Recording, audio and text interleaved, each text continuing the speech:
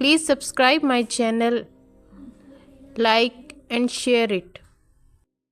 आज जो movie explain करने जा रही हूँ वो है इंसेप्शन।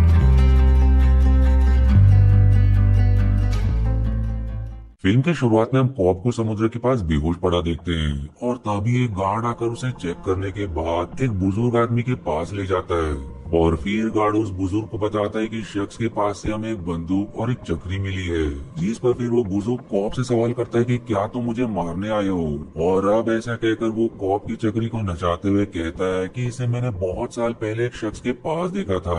जिसके बाद ये मूवी पास में मुड़ जाती है जहाँ हम कॉप को उसी बुजुर्ग के जवान रूप के साथ देखते हैं जिसका नाम सेटो होता है। कॉप अब सेटो से सवाल करता है कि सबसे खतरनाक पैरासाइट क्या है, क्या वो बैक्टीरिया है या वो वायरस। और फिर वो खुद ही अपने सवाल का जवाब देते हुए कहता है कि सबसे खतरनाक पैरासाइट एक विचार है जो हमसे कुछ भी करवा सकता है, क्योंकि यदि हमारे मन में गलत विचार डाल दिए जाए तो समय के साथ वो विचार बदलते रहेंगे जिससे हम बुरे इंसान बन जाएंगे। जिसके बाद कॉप रिवील करता है कि दुनिया में ऐसे लोग भी हैं जो आपके सपने में घुसकर आपके दिमाग से कोई भी जानकारी चोरी कर सकते हैं। इसलिए मैं आपको ऐसी ट्रेनिंग दे सकता हूँ जिससे कोई भी चोर आपके दिमाग से कोई भी जानकारी चोरी ना कर सके, पर इसके लिए मुझे आपके दिमाग में प्रवेश करना होगा। पर इस पर सेटो मना करते हुए वहाँ से चला जाता है क्योंकि उसे इस सब के बारे में पहले से पता था। दरअसल कॉप अपने दोस्त आर्थर के साथ सेटो के सपने में आया था क्योंकि वो उसके दिमाग से कोई जानकारी निकालना चाहता था, जबकि असल में वो सभी सेटो के अपार्टमेंट में होते हैं। लेकिन इस सपने में वो लोग सेटो के विला में थे।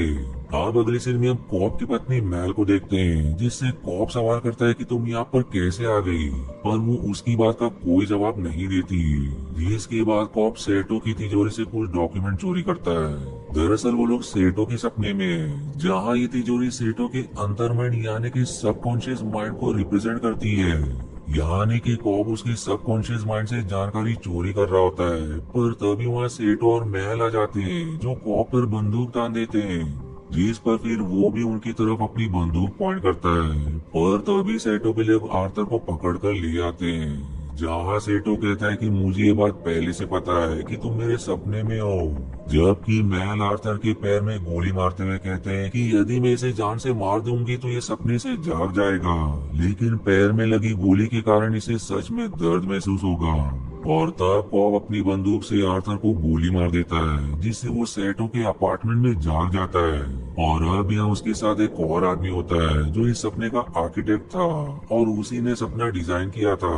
और उनके साथ सेटो और कॉप भी होते हैं जो अभी तक जागे नहीं थे। जिसके बाद आर्किटेक्ट कॉप को बाथटब में धक्का देता है जिससे वो सपने से बाहर आ जाता है, जबकि इस तरफ सेटो भी जाग चुका होता है जो जागते ही आर्थर पर बंदूक तान देता है, लेकिन सही समय पर कॉप उसे बचा लेता है। अब दूसरी तरफ हम एक ट्रेन का सीन देखते हैं जहाँ सेटो, आर्किटेक्ट आर्थर और कॉप भी चारों सो रहे होते हैं, जिसका मतलब ये है कि वो लोग सेटो के अपार्टमेंट में नहीं बल्कि अब भी सपने में है, यानी कि वो लोग सपने के अंदर ही सपना देख रहे थे। जिस बात का ही फायदा उठाकर कॉप सेटो को जमीन पर धक्का देते हुए उस पर बंदूक तान देता है और फिर उससे वो जानकारी मांगता है जिसके लिए वो लोग सेटो के सपने में गए थे। पर तभी सेटो कॉप से कहता है कि तुमने मुझे धक्का देकर जिस कालीन पर गिराया है वो पॉलिस्टर की है, जबकि मेरे अपार्टमेंट की कालीन वूल की है, यानी कि मैं अब भी सपना देख रहा हूँ। और इसके बाद आर्किटेक्ट रिवील करता है कि ये तुम्हारा नहीं बल्कि मेरा सपना है। जिसके बाद फिर सेटो को छोड़कर बाकी सब भी ट्रेन में जाग जाते हैं और तब कॉप इस मिशन में फेल होने की वजह से वहाँ से चला जाता है। अब अगली सीन में वो अपने बच्चों से फोन पर बात करता है, जिस पर फिर उसके बच्चे उसे सवाल करते हैं कि आप घर कब आ रहे हो, जिस पर कॉप वादा करता है कि वो जल्दी आएगा। दरअसल कॉप अपना देश छोड़कर भाग चुका था क्योंकि यदि वो अपने देश में रहता तो उसे पुलिस पकड़ लेती, पर उसने ऐसा क्या गुनाह किया है जिसके लिए पुलिस उसके पीछे है, इसका हमें आगे पता चलेगा। अब इसके बाद हम कॉप और आर्थर को कहीं जाता हुआ देखते हैं, जिसके लिए वो एक हेलीकॉप्टर पर जाते हैं और उस हेलीकॉप्टर में सेटो होता है जिसने आर्किटेक्ट को बंदी बना लिया होता है। अब यहाँ सेटो कॉप को अपने लिए काम करने का ऑफर देते हुए कहता है कि यदि तुम मेरे कॉम्पिटिटर के बेटे के मन में ये विचार डाल दो कि वो अपनी कंपनी बंद करके कोई नया काम शुरू करे तो मैं तुम्हारा पुलिस केस खारिज करवा दूंगा, जिससे तुम अपने देश में जाकर अपने बच्चों से मिल सकोगे। दरअसल सेठो बहुत बड़ा बिजनेसमैन है जो पैसों के दम पर कॉप के केस को डिसमिस करवा सकता है, पर इस पर कॉप कहता है कि किसी के दिमाग में नया आइडिया डालना इतना आसान नहीं है। पर सेठो उसे एक बार फिर से सोचने को कहकर वहाँ से चला जाता है। जिसके बाद फिर कॉब अपने ससुर के पास जाता है जो एक कॉलेज में प्रोफेसर होते हैं। कॉब अब उन्हें सारी बात बताकर नए आर्किटेक्ट को ढूंढने में मदद मांगता है क्योंकि उसके आर्किटेक्ट को सेठो के आदमी ले गए होते हैं। जिस पर उसके ससुर कॉब को एरिंडा से मिलवाते हैं, जिससे कॉब कहता है कि तुम मुझे ऐसी भूल भुलैया बनाकर दिखाओ जिसे बनाने में 2 मिनट लगे और उससे बाहर निकलने में 1 मिनट। इसलिए अब एरिंडा कुछ कोशिशों के बाद कागज पर ऐसी ही भूल भुलैया बना देती है। फिर अगले सीन में हम एरिंडा और कॉब को एक ओपन रेस्टोरेंट में देखते हैं जहाँ कॉब उसे कहता है कि इंसान जब तक अपने सपनों में होता है उसे सब कुछ सच लगता है। इसलिए मैं चाहता हूँ कि तुम मेरी टीम में आर्किटेक्ट बनकर सपनों को तैयार करो जिसमें हमारा सब्जेक्ट खुद ब खुद डिटेल भर लेगा। वो आगे ये भी रिवील करता है कि सपनों की खास बात ये होती है कि हमारा सपना बीच से शुरू होता है जिससे हमें ये पता भी नहीं होता कि उस जगह पर हम कैसे आ गए। जिसके बाद फिर वो एरिंडा से सवाल करता है कि हम इस रेस्टोरेंट में कैसे आए, जिस पर फिर एरिंडा को बहुत सोचने के बाद भी याद नहीं आता कि वो यहाँ कैसे पहुँच गई, जिससे उसे ये चमकता है कि वो एक सपने में है। और फिर इसी के साथ आसपास की चीजें एकदम से टूटने लगती है, जबकि असल में वो दोनों एक वर्कशॉप में आर्थर के साथ होते हैं जहाँ एक मशीन की मदद से वो दोनों भी एक ही सपना देख रहे होते हैं। यानी कि वो मशीन कई लोगों के बीच एक ही सपने को शेयर कर रही थी। अब आगे कॉप एमएस नाम के शख्स को अपनी टीम में शामिल करता है जो सपने में किसी का भी रूप ले सकने में माहिर है। यहाँ एमएस कॉप से बताता है कि उसे इस मिशन के लिए यूसुफ की भी जरूरत लगेगी जो बेहोशी की दवा बनाने में माहिर है, और इसीलिए कॉप यूसुफ को भी अपने टीम में ले लेता है। जिसके बाद 5 लोग यानी कि कॉप, आर्थर, एरिंडा, एमएस और यूसुफ इस मिशन के लिए तैयार होते हैं। जबकि दूसरी तरफ साइटो कॉप से बताता है कि उसका कॉम्पिटिटर अब मर चुका है और उसकी कंपनी अब दुनिया की सबसे बड़ी एनर्जी कंपनी है और मैं भी एक एनर्जी कंपनी चलाना चाहता हूँ। इसलिए जब उसका बेटा फिशर फ्लाइट लेकर यूएसए जाएगा तो उस विमान में हम सभी उसे बेहोश करके उसके मन में ये विचार डालेंगे कि उसे अपनी कंपनी को बंद करके नई कंपनी शुरू करनी चाहिए, और इसीलिए सेठो ने उस फ्लाइट को भी खरीद लिया था ताकि उनके इस काम में कोई दिक्कत न आए। वहीं अब कॉब अपने साथियों से पूरे प्लान के बारे में डिस्कस करता है जिसमें वो लोग सपने के 3 लेयर बनाने का फैसला करते हैं क्योंकि सपनों में असल दुनिया की तुलना में समय की गति अलग है। दरअसल फ्लाइट को यूएसए पहुंचने में 10 घंटे लगेंगे, जिसका मतलब ये है कि उन्हें सपने के पहले लेयर में 1 हफ्ते का समय मिलेगा, जबकि दूसरे लेयर में 6 महीने और तीसरे लेयर में 10 साल का समय। जीसी का फायदा उठाकर अब हम कॉप को सोता हुआ देखते हैं जो उस मशीन से कनेक्टेड था, और तभी एरिंडा वहां आकर उस मशीन की मदद से कॉप के सपनों में पहुंच जाती है जहां उसे कॉप और उसकी पत्नी मैल दिखाई देती है। दरअसल मैल की मौत हो चुकी है और वो कॉप के ख्यालों में ही है, इसलिए सेठो के सपने में मैल दिखाई दी थी जबकि वो उस मशीन से कनेक्टेड भी नहीं थी। वहीं कॉब अपने सपने में एरिंडा को देखकर उसे अपनी पत्नी के बारे में बताता है, और फिर अगले सीन में हम उन सभी को फ्लाइट पर देखते हैं जहां कॉब फिशर के ड्रिंक में यूसुफ द्वारा बनाई गई दवा मिलाकर उसे पीने को दे देता है, जिसे पीकर वो तुरंत बेहोश हो जाता है। जिसके बाद बाकी लोग जिसमें सेठो भी शामिल है वो सभी यूसुफ की दवा लेकर उस मशीन की मदद से फिशर के सपने में आ जाते हैं जहाँ काफी तेज बारिश हो रही होती है। और अब यहाँ सेठो और आर्थर एक टैक्सी से फिशर के पास पहुँचते हैं, जिस टैक्सी में फिशर बैठ जाता है, और तभी एमिस भी उस टैक्सी में बैठ जाता है, जबकि सेठो फिशर को बंदूक की नोक पर चुप रहने को कहकर उस टैक्सी को आगे बढ़ाता है। अब उस टैक्सी के पीछे कॉब, एरिंडा और यूसुफ भी होते हैं, और तभी वहाँ देखते देखते एक ट्रेन आ जाती है जो देखकर एरिंडा जो इस सपने की आर्किटेक्ट है वो कहती कि मैंने इसे तो नहीं बनाया था,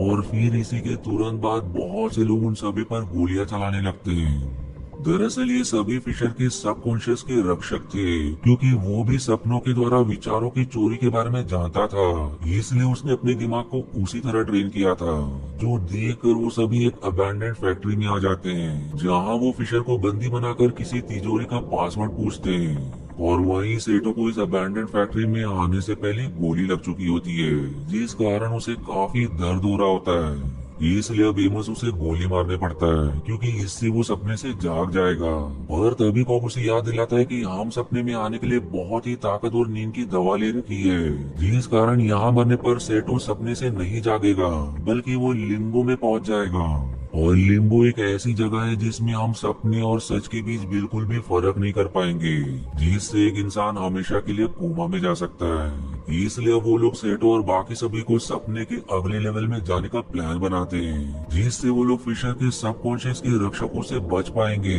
जिससे उन्हें ज्यादा समय भी मिल जाएगा। पर इससे पहले वो लोग एमएस को फिशर का अंकल बनाकर उस तिजोरी का पासवर्ड पूछते हैं, क्योंकि वो तिजोरी उसका सबकॉन्शियस माइंड है, जिसमें उन्हें कंपनी को बंद करके नई कंपनी खोलने का विचार डालना था। जिसके लिए ही एमएस उसके अंकल का रूप लेकर फिशर के पास पहुंचता है और ऐसा दिखावा करता है मानो उसे भी कॉप के लोगों ने अगवा किया है। वो फिशर से कहता है कि उस तिजोरी में तुम्हारे पिता की दूसरी वसीयत है, इसलिए उसका पासवर्ड इन्हें दे दो, क्योंकि वो वसीयत इनके किसी काम की नहीं है। पर फिशर कहता है कि मुझे कोई पासवर्ड नहीं पता। और वहीं दूसरी तरफ एरिंडा कॉप से लिम्बो के बारे में पूछते हुए कहती है कि मुझे पूरी बात बताओ, क्योंकि मैं जानती हूँ कि वो ट्रेन तुम्हारी वजह से ही आई थी। और तब कॉप रिवील करता है कि मैं और मेरी पत्नी सपनों की दुनिया में बार बार जाया करते थे, और आखिर में फिर हम इस सब में लिम्बो में पहुंच गए, जहाँ हमें असल दुनिया और सपनों की दुनिया में फर्क नहीं पता चला। दरअसल सपने और सच्चाई का पता लगाने के लिए सभी के पास एक टोटेम होता है, और मैल का टोटेम एक चक्री था, जिसे सपनों की दुनिया में नचाने पर वो बिना रुके गोल घूमता रहता है, जबकि असल दुनिया में वो रुक जाता है। वो आगे ये भी शेयर करता है कि उसे सपनों की दुनिया में रहते हुए 50 साल बीत गए, और जैसे उसे ये एहसास हुआ कि वो काफी समय से यहाँ है, तो उसने मैल को बताने की कोशिश की,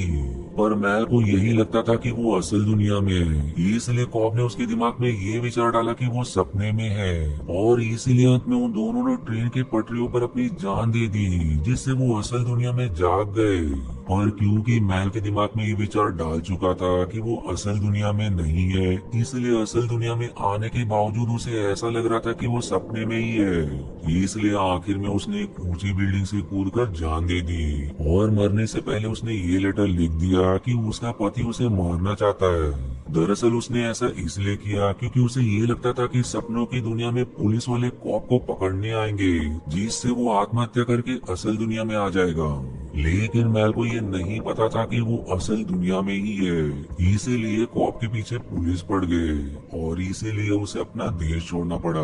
अब इस तरफ कॉप अपना चेहरा ढककर फिशर से सवाल करता है कि तुम्हारे मन में आने वाले 6 अंक बताओ, जिस पर फिशर उसे रैंडमली कुछ नंबर्स बताता है, और ठीक उसी समय सबकॉन्शियस के रक्षक आ जाते हैं। इसलिए वो लोग फिशर को बेहोश करके एक गाड़ी में डालकर सपनों के दूसरे लेयर में ले जाते हैं, जबकि पहले लेयर में यूसुफ गाड़ी चला रहा होता है, और अब दूसरे लेयर में वो सभी एक होटल में होते हैं, जहाँ कॉप फिशर का विश्वास जीतकर उसे ये बताता है कि ये दुनिया नकली है और तुम्हारे पीछे कुछ लोग लगे हुए हैं। जिसके बाद वो लोग उसे एक कमरे में ले जाते हैं, जहाँ 2 आदमी आते हैं, जिन्हें मारने के बाद उसे फिशर का अंकल मिलता है, जिस पर फिर कॉप कहता है कि ये सब तुम्हारे अंकल की साजिश है, यानी तुम्हारे अंकल अगवा नहीं हुए बल्कि उसी ने सारी साजिश की है। और फिर कॉप फिशर से ये भी कहता है कि हम इसके दिमाग में जाकर जानकारी निकालेंगे कि इसने साजिश क्यों रची। इसलिए अब वो सभी उसके अंकल के दिमाग में जाते हैं, पर असल में वो लोग एमिस के सपने में जाते हैं, क्योंकि उसी ने अंकल का रूप बनाया था। और ये सपने का तीसरा लेयर था, जिसमें उन्हें काफी समय मिलता है, और अब वो सभी खुद को एक बर्फीले पहाड़ पर पाते हैं, जहाँ एक फैसिलिटी होती है जिसमें बहुत से सोल्जर्स थे। जिसके बाद वो सभी किसी तरह उन सोल्जर से लड़ते हुए अंदर जाते हैं, पर तभी वहाँ मैल आ जाती है, जो कॉप के दिमाग के ऊपर, यानी कि उसका गिल्ट होता है, और फिर वो फिशर को गोली मार देती है। और क्योंकि उसे नींद की दवा दी गई थी, इसलिए वो लिम्बो में चला जाता है, जबकि इस तीसरे लेयर में सेटो की मौत हो जाती है, क्योंकि वो पहले लेयर में बुरी तरह घायल था। अब लिम्बो से बाहर आने का 2 ही तरीका है। पहला कि यदि कोई लिम्बो में मर जाए और उसी समय उसके ठीक पहले वाले लेयर में उस इंसान को किक किया जाए, जो कि इस केस में म्यूजिक है, तो वो लिम्बो से निकलकर वापस से अपने सपने के उसी लेयर में आ जाएगा। जबकि दूसरा तरीका यह है कि वो शख्स खुद की जान ले ले, जिससे वो सारे लेयर्स को बाईपास करके असल दुनिया में आ जाएगा। और अब क्योंकि उन लोगों ने अभी तक फिशर के दिमाग में कंपनी को अलग करने का विचार नहीं डाला था, इसलिए एक आदमी तीसरे लेयर में रुकता है, जबकि कॉब और एरिंडा मशीन की मदद से सपनों के लेयर्स के जरिए लिम्बो में जाते हैं, जहां वो फिशर को एक बिल्डिंग से धक्का दे देते हैं। और क्योंकि तीसरी लेयर में उनका एक साथी म्यूजिक चला रहा होता है, तो उससे किक मिलने की वजह से फिशर वापस जिंदा हो जाता है। और अब उसके पीछे एरिंडा भी लिम्बो से बाहर आ जाती है, जबकि कॉप सेटो को ढूंढने के लिए रुक जाता है, क्योंकि कॉप को उसके बच्चों से सिर्फ सेटो ही मिलवा सकता था, वरना पुलिस वाले इस फ्लाइट के यूएसए पहुंचते ही कॉप को गिरफ्तार कर लेते। जबकि लेवल 3 में फिशर एक बड़े से वॉल्ट को उन्हीं रैंडम नंबर से खोलता है जहां उसके पिता होते हैं। वो अब अपने पिता को देखकर भावुक हो जाता है, जबकि उसके पिता उससे कहते कि मैं ये चाहता हूँ कि तुम अपने जीवन में खुद कुछ करके दिखाओ। जो सुनकर फिशर ये निश्चय करता है कि वो एक नई कंपनी बनाएगा, जिसके लिए वो पूरी कंपनी को बंद कर देगा। यानी कि कॉप का मिशन सफल हुआ, क्योंकि फिशर के मन में ये बात बैठ गई है कि उसके पिता हमेशा से यही चाहते थे। इसलिए अब वो सभी लोग किक की मदद से सपनों के लेवल से बाहर आ जाते हैं, जबकि कॉप को लिम्बो में सेटो मिल जाता है। और क्योंकि वो कॉप से थोड़ी देर पहले लिम्बो में पहुंचा था, इसलिए वहाँ कई साल बीत चुके होते हैं और वो अब बुजुर्ग हो चुका होता है। यानी कि मूवी के पहले सीन वाला बुजुर्ग कोई और नहीं बल्कि सेटो ही था, जिसने उस चक्री को नचाया था, और वो चक्री बिना रुके गोल घूम रही थी, जिससे वो समझ जाता है कि वो सपने में है। इसलिए वो और कॉप खुद को गोली मारकर सारे लेवल को बाईपास करके असल दुनिया में जाग जाते हैं। और अब प्लेन में जाते ही सेटो किसी को तुरंत फोन लगाता है, और अब हम देखते हैं कि कॉप को एयरपोर्ट पर कोई नहीं पकड़ता, जिसके बाद वो अपने घर आकर अपने बच्चों से मिलता है। वहीं वो बच्चों से मिलने से पहले उस चक्री को नचाता है, जो कुछ देर में गोल घूमकर धीमे होने लगती है।